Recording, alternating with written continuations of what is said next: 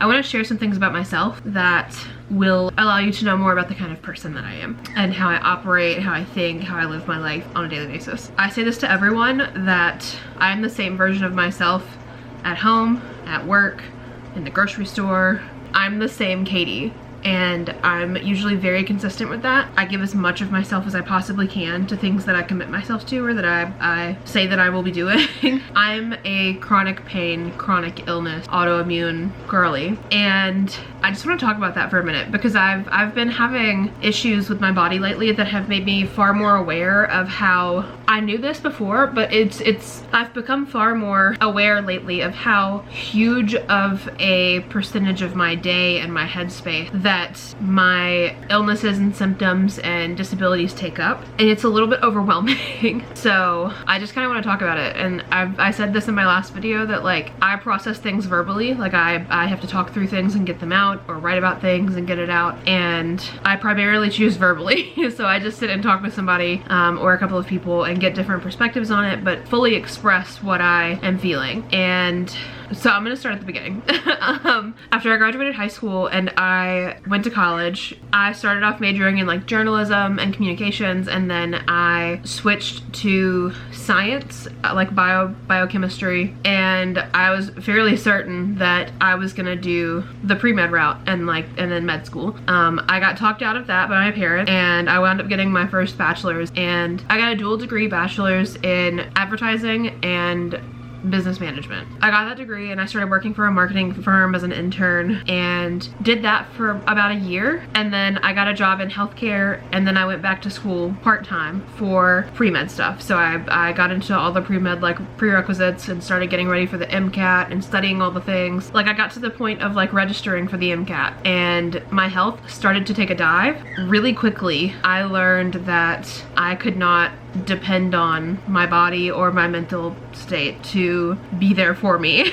Like it can exist for me, but then I also have to take care of that. Like it won't just exist on its own. You have to fill your own cup. My health took a pretty quick nosedive, and everything got a lot harder for me. My biggest diagnosis has been clinical depression and fibromyalgia, and those two things have effectively disabled me. I can still function and I can do things, and I'm medicated for both of those things, and medication has been like my godsend, like a savior for sure. But I wound up having to leave the pre-med scene and not applying to med school because of all kinds of reasons, but one of the big reasons was my health. And I kind of came to terms with the fact that my past self, who was healthy and didn't have these issues, was gone, and I took some time to mourn the loss of that version of me. That still is something I think about to this day. It's wild that that's something that you have to do. So many people have to do, but it's a huge thing. And so I then took a step back, thought about life in the grand scheme of things, and decided that what I wanted was to live a soft, slow life. I don't want to climb ladders. I'm not looking to do the biggest thing I can possibly do in my life. I am perfectly content to pay my bills and die, and in between now and my death, being happy, being comfortable, enjoying little moments in life. I do not live to work, I work to live. So I get a job that I'm good at and that I'm happy in, that pays me kind of well, like enough to pay my bills and live a little. Like that's all I'm looking for. I'm not looking for like this high driving job as like a CEO or a COO or some like top of the ladder position in some business. It's not what I'm looking for. It's not for me. Frankly, I think that society is a funny concept, and I think that I look at everything and I tend to zoom out mentally and realize that literally everything that has ever stressed me out is a social construct.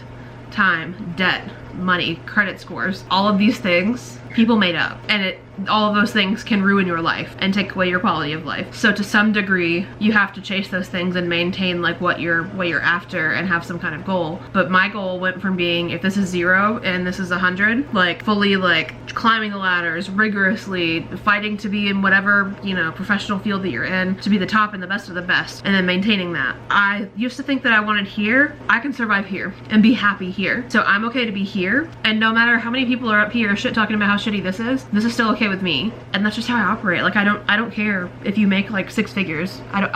That'll probably never happen to me. If it does, incredible, but it'll be because I have like two different jobs. Life has just not favored me in that way. But anyway, get away from that. I want to live a soft, slow life, and that's what I'm doing. And to me, that just means like prioritizing my health, prioritizing my happiness, living intentionally, doing every single thing that I do well thought through with a good, like, kind reason behind it, and avoiding conflict. I will address a conflict if I absolutely have to.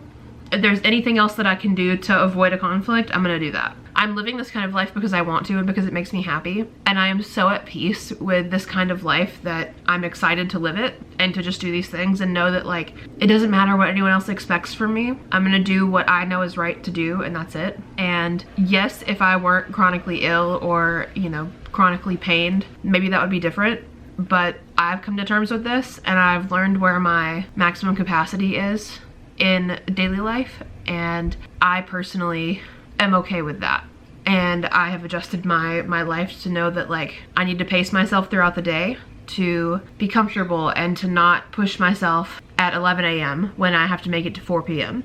Like, I need to really pace things out throughout the day so that I can make it. If you've heard of like spoon theory, some like non-chronic illness, chronic pain, neurotypical people wake up in the morning with 10 spoons, and they may use like 1 spoon to get out of bed, get ready, go to work and start work, and then another spoon to make it through their day, and then another spoon to come home from work, like the commute, all the things, and then get ready for bed and go to bed. And they may use like maybe 4 or 5 spoons max in a day. Whereas a chronically ill person, neurodivergent, chronically pained person wakes up in the morning with 4 spoons, and getting out of bed takes 1 spoon, and getting ready for work and getting to work takes 2 spoons. And so by the time they get to work, they haven't even started the work yet, they're already down 3 spoons, and they only have 1 spoon left, and they still have to make it through the same day that the neurotypical non-chronically ill person does. But both of those are 100%. The chronically ill person who wakes up with 4 spoons, those 4 spoons are 100% of what they can give. And for the neurotypical person, the 10 spoons are also 100%. Those are very different things though. Like, these 2 people function at very different capacities. And this one, the chronically ill, chronically pained person, is gonna give out way sooner if you don't pace yourself and try to use as little of a spoon as you can for each task. So I acknowledge that being chronically ill and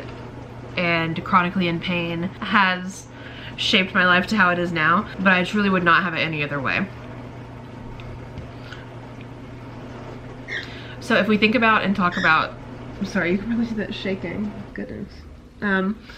So if you think about like the reality of like chronic pain and chronic illness, I kind of want to like show you what that looks like, or tell you what that looks like for me. And maybe if you share the same things, maybe you could tell me in the comments like what works for you, what doesn't, and what things you relate to that I've told you here. But my specific diagnoses, I will put like a list of them here, but we'll read them off. There's a lot.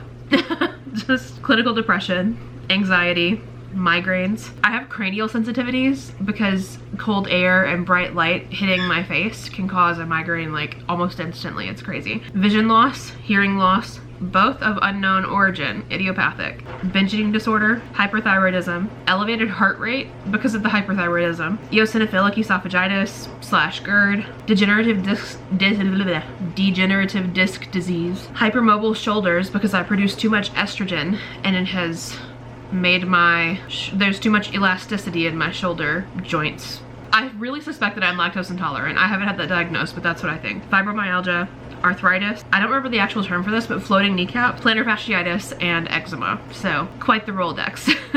All of those things happen in my body every single day. They happen to my body and in my body every single day. And that presents a lot of all of those things operating in my body every single day, like from the moment I wake up, even in my sleep kind of, from the moment I wake up to the moment I end my day, the amount of unpredictability of like what I will or won't be able to do that day, it's literally, you wake up and you don't know what's gonna happen, and also you'll feel different by the middle of the day than you did when you wake up, and different at the end of the day than from the middle of the day. And I can tank really quickly. I'm not really reliable. My body is not reliable. We moved to Chicago from Louisiana, and we fully could have sold both of our cars, but we kept my car because it feels good to still have a car. Like, it feels like it's a good thing to have to fall back on in the event that you have to like get out in an emergency and not, you know, rely on public transit, but also because I can't depend on my body to take me through a walkable city. The degenerative disc disease in my lower back has caused problems for me more recently. Like I had to have an MRI last week. I've seen a spine surgeon and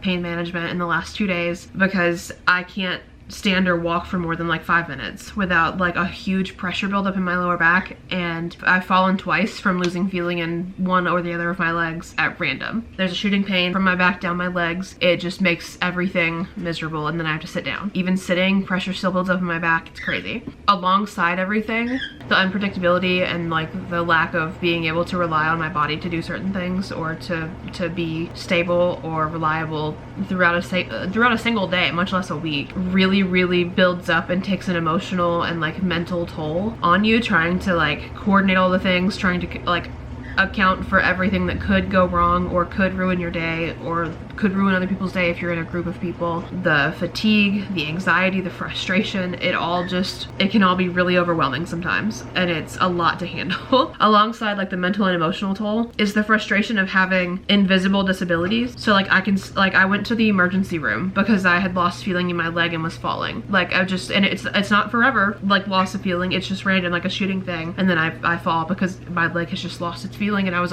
like putting weight on that leg at the time. I went to the emergency room, got moved from the emergency room to fast track because I wasn't like yucky ill, and the ER was really full of people that were just like fever, throwing up, sneezing, coughing. They moved me to fast track, and I had this doctor who was some kind of a woman, let me tell you, like very military-esque, very like in your face, fast moving, can't stand like a slow talker, can't stand someone who's gonna slow her down. That was very much the vibe she was giving. And she at some point in our interaction told me that I looked fine, so she was not going to order the MRI. And that frustrates me to a level of which I can't even begin to explain. Like I lose my words, like I'm speechless. I'm not even gonna get started on the whole like women's health issues with like the mortality rate in women's health, the lack of attention to women's health, the fact that women's health has to be talked about and advocated for and campaigned for so much more than like men's health, and the fact that women's health was not even studied the same way for so long, and that there's still so much about how women like handle things or display symptoms of certain conditions that men don't. And we can't really, it frustrates me to a huge, like, unspeakable level. But the fact that this woman looked me straight in my face, who was probably a couple years older than me, and that's about it, looked me in my face and told me that she thought I looked fine, so she was not gonna order the MRI because she didn't believe that I needed that. We had some kind of back and forth, and then eventually she left my room, not telling me that she ordered the MRI, and came back about 30 minutes later and told me that she did order it, but that she did order it. I'm gonna stop there. But she was very put off by the fact that there was nothing to see. And I understand that some people can fake things and that some people do fake things. I just think it's insane that that's something that a doctor says out loud to a patient that you've only had like a small exchange of words with. You didn't even touch me. You didn't even have me get up and walk around before you said that. You didn't really do any kind of exam on me before you just placed that statement out there that made me feel so small and so belittled and unheard, and like I did not matter at all. And that was a really shitty feeling to have after I had already been in the emergency room for 5 hours. You wait 5 hours and you're still in pain from the reason that you came there, and then you wait so long and they take blood tests and urine samples and all these things beforehand, only for you to finally get to the doctor that you can talk to about your problems and see if you can do anything about it, for them to look at you and say, well, you look fine. That's insane to me and disgusting, frankly, and I hope she lives a miserable life. I started a job in Louisiana in September of 2021, and I got my fibromyalgia diagnosis in like November, I think, of the same year. And my boss at the time was a wretched, nasty woman who was like openly racist and openly like homophobic. This miserable lady was the business manager of the pathology department, and if you know me at all, you'll know who that is because I've openly advocated for her demise for quite some time. But I got diagnosed with fibromyalgia, and it was a huge win for me that I finally had something like a name to put to the wild array of symptoms that I was having. That if you know anything about fibromyalgia, it's insane how many things fall under the umbrella of that term. So many things. I'm gonna put some symptoms like up here that I've had and that are like the most common symptoms that you'll have with it, but I'm gonna just leave this space free to do that. All of these things I experienced to the point that it was debilitating. And that woman looked me straight in my face, and I was like 27, I think, when I got this job. And she looked me up and down and said, "You're too young to be sick," and told me to get over it and move on with my day. A condition that I was having to call out of work routinely for. One thing that like an example that exists in the fibromyalgia community that is a good example is if you have to plan when you're gonna shower, and you cannot shower every day. There's no way. I would never be able to do anything else. And I don't mean an everything shower, I mean a quick shower. First of all, nothing is quick, but especially if you're unmedicated, even with my medication, this is still a thing. If you take a shower, you're done for the day. Everything hurts, you're exhausted, you can barely move because you hurt so much. The amount of effort that it takes to wash your body and your hair and your face, and God forbid you are doing an everything shower, you're down for a couple of days. There's nothing else you can do because you just hurt so much. And it's not like a bone or a joint kind of pain. It's just a widespread general pain. Like your whole arm will throb. My hips kill me. Like my hips are my breaking point. Every time that I have a fibromyalgia flare, it's my upper back, my hips, my elbows, and my knees. And the knee thing, between my knee and my hip, pain radiates both up and down. And it's so overwhelming that you can't think of anything else. And like I'm gonna put a graphic here of like it's like a medical picture that you see with like the pain creams like Icy Hot or Bengay, where it'll show like a joint on a diagram, and then it'll show it like glowing red. That's how you feel, but all over your body. It's like in a spy movie when someone trips the little laser wire and the whole room starts to blink red and an alarm goes off and it's like meh, meh, meh.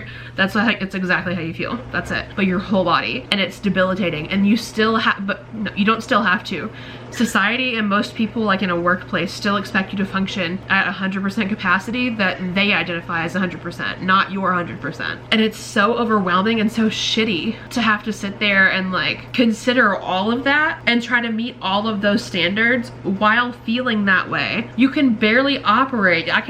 Me personally, I can hardly think past the pain. It's so overwhelming. I get so frustrated because like, and it's not fair to anyone, but like my husband will ask me questions sometimes and I'm just so overwhelmed. And like he's asking a very simple question like, hey, you ordered this thing and then you got it from the mail and you put it away. Where is it? There are some, like, it's not so much now, but in the past like 2 or 3 years ago, there was a point where I would be in a situation and we didn't live together at the time, and he'd come over to my house and ask me where something was. And I just remember it taking so much effort for me to just think about where I'd put that and tell him, because everything was aching so badly. And I think at that point I was it was right before I got medicated for fibromyalgia, or right after. And I was still like, the medication was still getting incorporated with my body. I currently take amitriptyline for my depression, insomnia, and fibromyalgia, and it has worked wonders for me. I just went to pain management yesterday for issues with my lower back because they can't really place where all the pain is coming from. There's like mild indications that there should be pain, but there's not anything anything visible that really points to having that issue. And the pain management doctor that I saw explained that like when you have a diagnosis like degenerative disc disease, and I think that there was like also something about like mild narrowing, I can't remember what of, but he mentioned the word narrowing. Those two things occurring in the same body that has the diagnosis of fibromyalgia. He explained fibromyalgia in this situation as, I think I forget how he led up to this, but he verbatim said that like, I'm not gonna say that fibromyalgia means nothing to me. That's not what I'm trying to say. What I'm trying to say is that when we have a body that is in pain and there is also a diagnosis in that body of fibromyalgia, then we don't know what fibromyalgia is gonna do. Like we don't know how much of all of this is being affected by fibromyalgia, because there's a lot that's unknown about it, and I don't know. I haven't looked into that honestly. Maybe I should. Probably would be interesting. But anyway, he has prescribed me Lyrica, which I have to pick up soon. I just thought about that.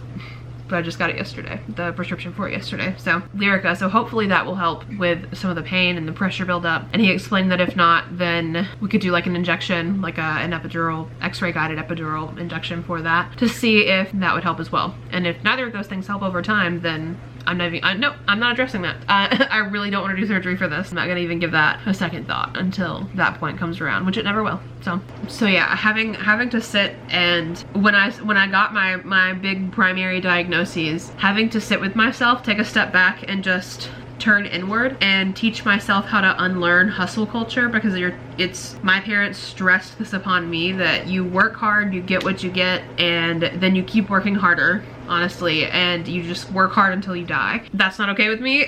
It also just frankly won't work for me. Having to unlearn hustle culture it was a challenge, and then I finally, I think, got to a point where I was like, it's all, again, a social construct, so it's all made up. But the idea that like my life started on the foundation that my parents gave me, which was that your worth is directly tied to your productivity, and that's just not true. Nor can that be true for a huge amount of people. But letting go of that idea or that ideology allowed me a kind of freedom that I could never have imagined, and allowed me to only look at myself and realize that because I need more rest than the average person, because of the things going on in my body and with my body, rest does not equal laziness. The need for rest does not make you lazy. You can still be a good, like, hardworking hustler and do that within the confines of your job, but you have to break away and allow space for yourself and for what you and your body need mentally, emotionally, and physically. And coming to terms with that and becoming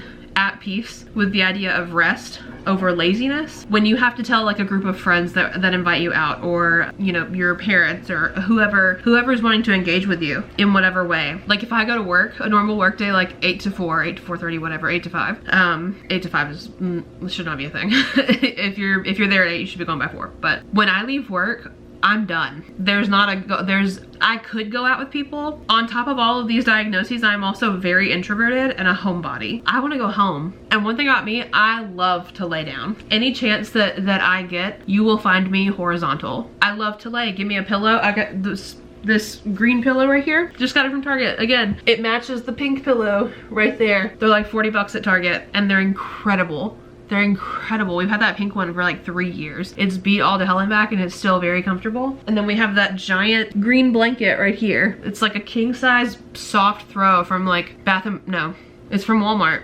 Oh, Better Home and Gardens is the brand. Incredible. The blankets are like 25 bucks. Those two things and a ceiling fan and some AC, like a house set at 66 degrees, sold. Best rest I will ever get in my life. Being like that for hours.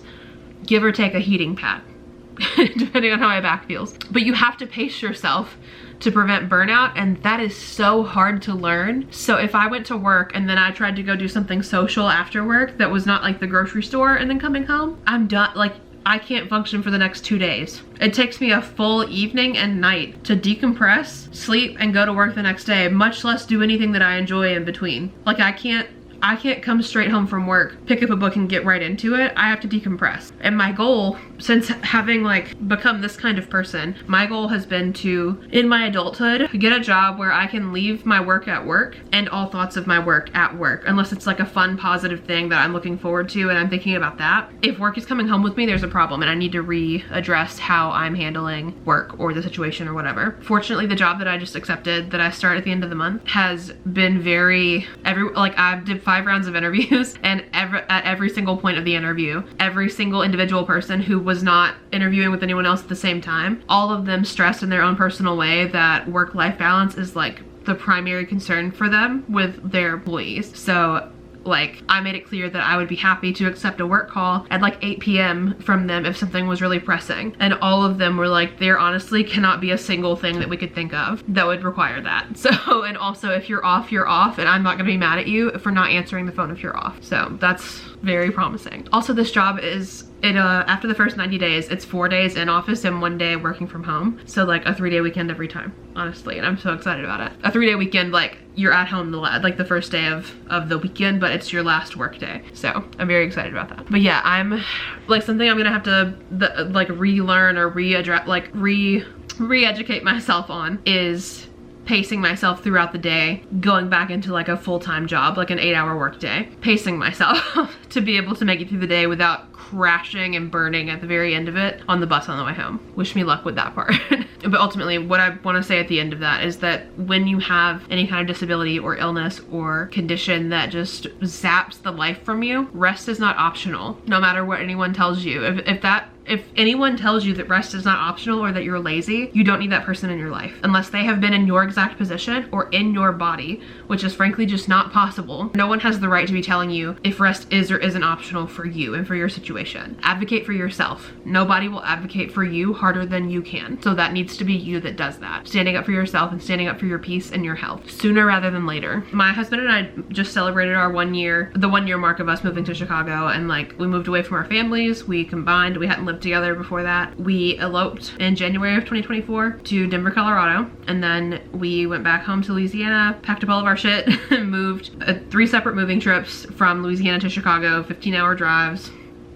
Crazy, but we did that, and our first official day here where we were not going back to Louisiana was March 10th, 2024. So we just passed March 10th, 2025. And in that year of being away from my family and being away from the mostly negative influences of the South and that environment and certain people, specifically family related, not seeing them every day, not hearing them every day, gave me a type of freedom and a type of liberation that I'd never been able to experience before. And I was able to exist without anyone else's expectations on me. And it allowed me to just kind of step back and ask myself and sit with myself and think, what do I want? And what makes me happy? And what do I want to do now that I'm free, basically? I don't have anyone to answer to besides my husband, and he's not my keeper. He's, you know, my best friend. So when we first moved here, I started a book club.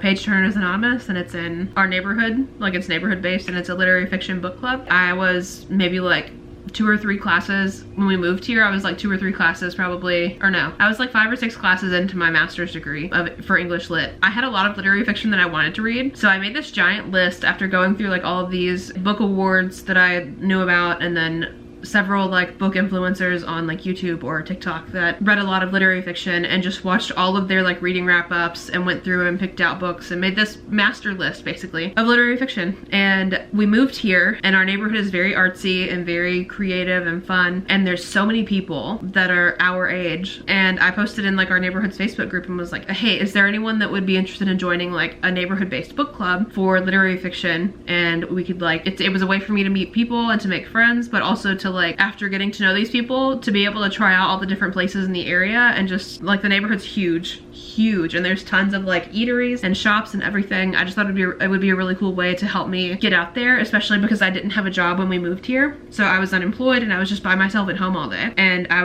had gotten back into reading and was really happy with that, and it really made a huge difference. But looking into things that allowed me, or looking into thriving in areas that brought me so much peace, like reading brings me a peace that I can't even, like my entire personality is like frogs, gothic elements, hot tea, and reading. Like, and paganism. That's me in a nutshell. And plants, actually. That's me in a nutshell. I bring a chill vibe. That's what I thought about myself, and people have confirmed that for me as well. Just manifesting like positive things and social interactions in those ways that are very validating for like the parts of myself that I enjoy has improved my life so much and has brought me so much joy and so much peace. I don't know how it worked out, but every single person that has been routinely coming to the book club meetings and that I've gotten to know, and pleasure and privilege of being able to call them my friends, they are all such incredibly chill women, and they are so intelligent and so beautifully themselves, and they're all so different, but they are so,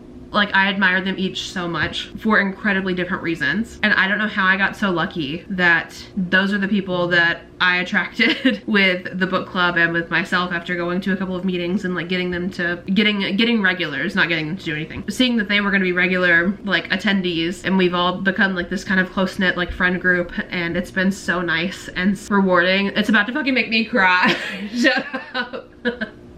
I cannot begin to express the sense of validation and reward and joy that these women bring me. And the group is open to men and women. It's just, it's been only women that show up, and I'm okay with that. All of that, and like embracing the new lifestyle that I have to live because of my body and my mental health, fully taking that on as who I am now, has been so incredible and has improved my quality of life tenfold. I find joy in small moments that I've never thought I would be able to. A couple of examples of that would be like seeing the girls RSVP to every single book club meeting and having like a pretty good like 5-ish people show up for every book club meeting. The RSVP or them confirming that they want to be there, and then we text about it and they're excited to show up for it, or we do fun things together and like we'll get dinner or brunch or whatever. Them being excited for me to also be in their life and to be doing these things with each other. That's a personal example. But then like a more private example and more like intimate example, I strive to have peace in our household and I think I do a really good job with that. But it's really like rewarding that my husband and I don't really fight. Like we'll bicker about little things like where something goes in the kitchen, what's the most efficient place for it to be. But I have found that I find so much joy in little moments where, like an example is his, oh I love this, and he might hate that I'm sharing this, but there was a moment a couple of weeks ago where I was sitting on the couch reading at like 8 p.m. like right here on this couch, and he was showering in the upstairs bathroom and he had music playing, and it wasn't like the metal music that he usually listens to. It was some song that he was just like softly singing, and I didn't have the TV or anything on because I was just sitting and reading, and I could hear him just softly singing in the shower. And that's gonna make me cry too. Oh my god, I can't cry, I have lashes on. Sitting in that moment and recognizing and realizing that I'm away from the negativity that brought me up in this world. I'm in a place that we both worked really hard to get into, in a city that we now love, that we would never have expected to be in, with the man of my dreams and the most supportive partner and the most gentle and kind and caring man that I've ever met, who's also smart and hot and funny. Like the man's a PhD in neuroscience.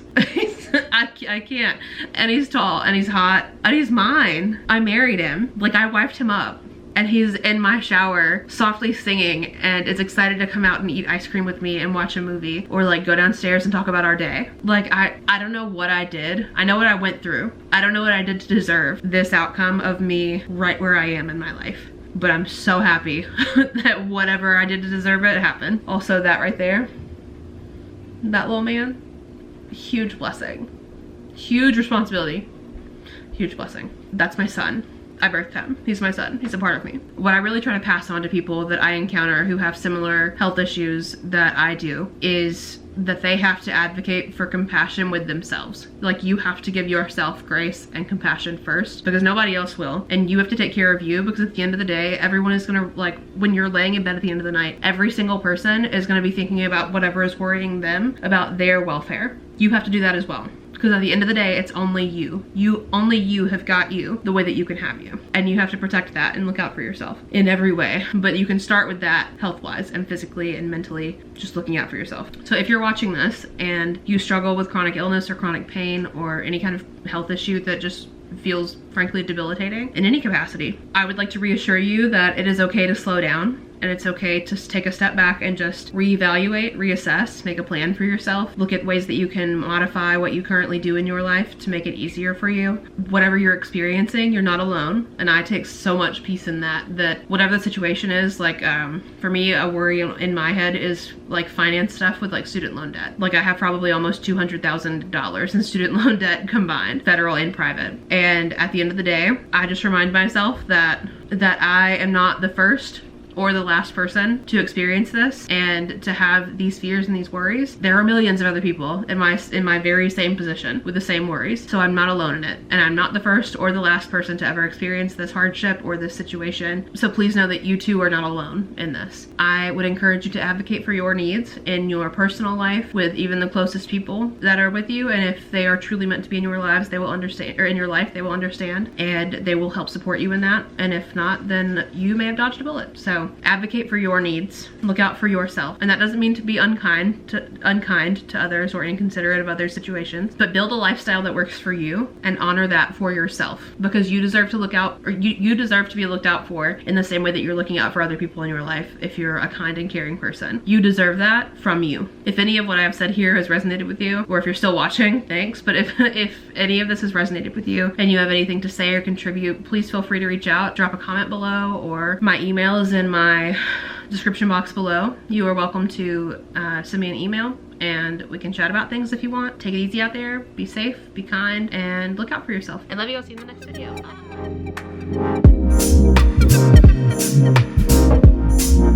Bye.